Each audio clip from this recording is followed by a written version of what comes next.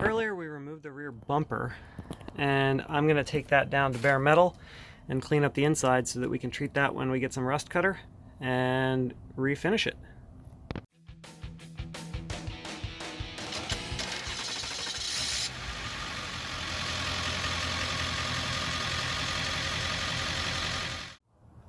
First pass with the angle grinder. We've got this taken down to bare metal. Just gonna brush it off and then we'll do some sanding.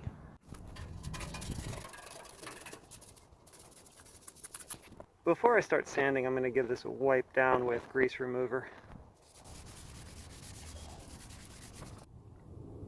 Got some Rust Kutter here.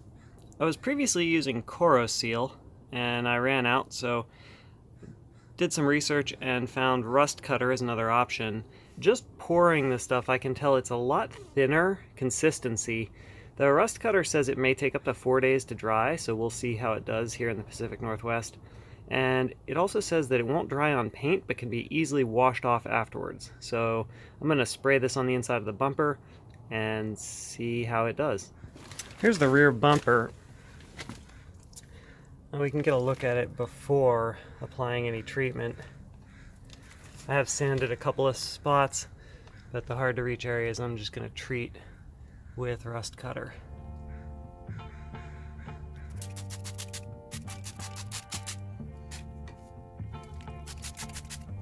Pretty strong acid smell. Definitely do your application in a well ventilated area. I sprayed this bumper down with Rust Kutter about 4 or 5 hours ago, and here's our progress thus far. It's definitely pulling that rust off, and thus far I'm pretty impressed with it compared to Seal. It's been 2 days since I first applied Rust Kutter to this bumper, and the transformation is incredible. I did 2 applications, and I did come in with a wire brush in between and just touch it up a little bit. But we are pretty much rust-free at this point. So I'm gonna wash it down, clean it up, and then we're gonna spray Bedliner on the inside.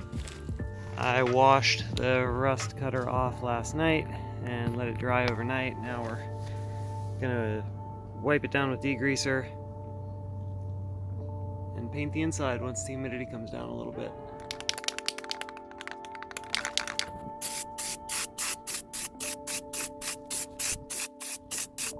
Got the inside of the bumper painted with 2 coats of Bedliner.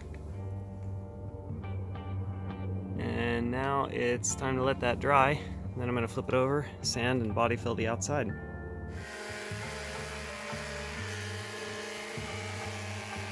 I sanded the bumper down to bare metal, and I've touched up a couple of spots with some Bondo. I mixed it a little hot, and so it's set up too quick. So we'll sand that down and do another layer. I've done 4 or 5 light applications just to fill some big dings. Last coat of Bondo is done, sanded. I've wiped the whole bumper down with degreaser, and we're ready to paint. So I'm going to start with Raptor epoxy primer, then I got a 60-minute window to top coat. We're getting a little late in the day, so I'm pushing the humidity, but I think it'll be okay. This stuff's pretty tough.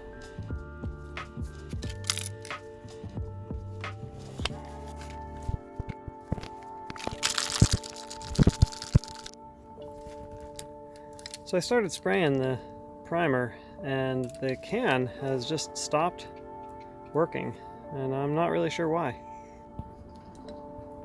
So yeah, I've got a light coat on, but this can of Raptor has totally stopped working. So I'm not sure what to do about that, but I think I'm just going to overcoat because I've got one light coat on already. Okay, well, we'll try this one. So here's our black top coat. Just shook this can for 2 minutes.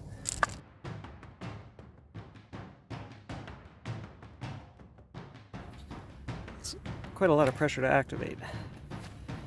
And hope this one goes a little better. Okay, it goes.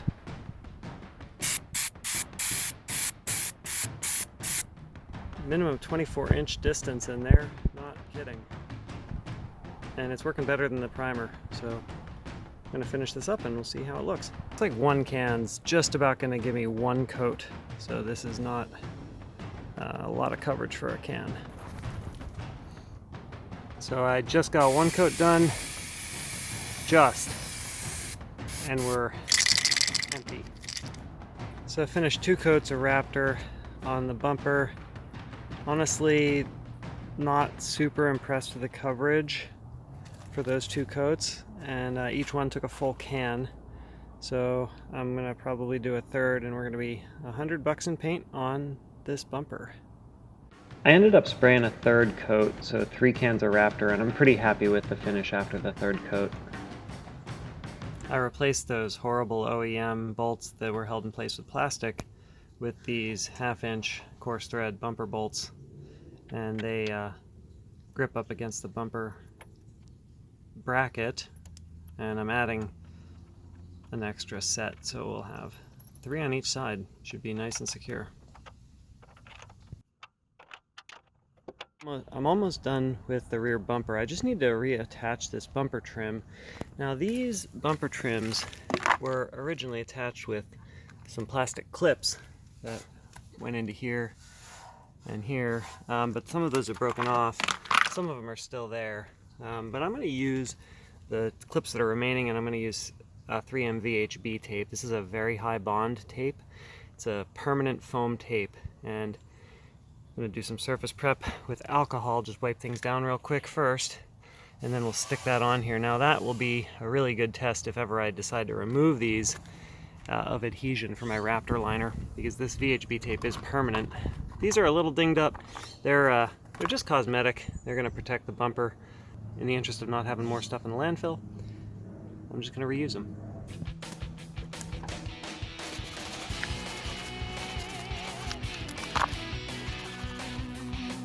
Here I've got my VHB tape applied to the bumper trim piece. This VHB is super strong. It's permanent tape, and I've used it to attach solar panels on my boat and my previous van. You don't need to use a lot of it. Right now I've just got the one side stuck. I've smushed those down really good. Just give them a really good press, wait a minute or two, and then I'm going to peel the red part and stick them on. It can be difficult to get this red backing off. I find getting in there with a utility knife or razor and peeling it back works pretty well. Got all my VHB peeled and ready to stick. Once I've got that on, I'm just going to push down really thoroughly, get all those pieces of tape to stick on there.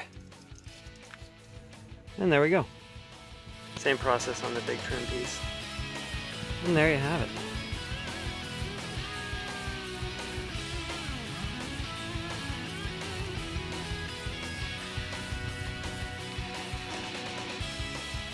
And here's what it looked like before. It's a huge improvement. I'm eager to see how it holds up.